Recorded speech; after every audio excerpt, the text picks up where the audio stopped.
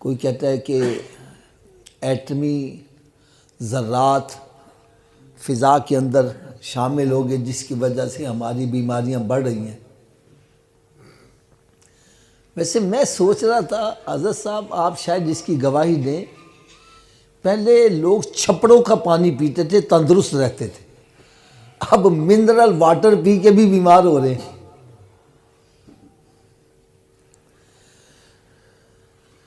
تو کبھی اس پر غور و فکر کیا ہو؟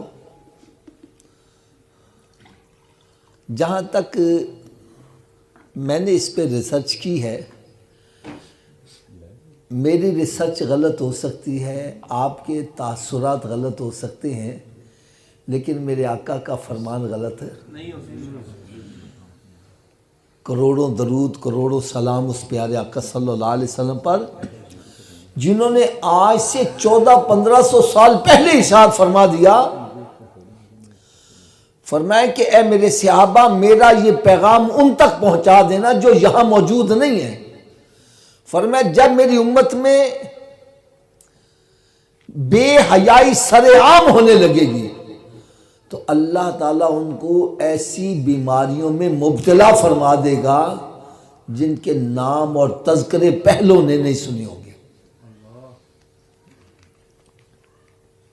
کبھی ہم نے ان بیماریوں کے نام سنے تھے؟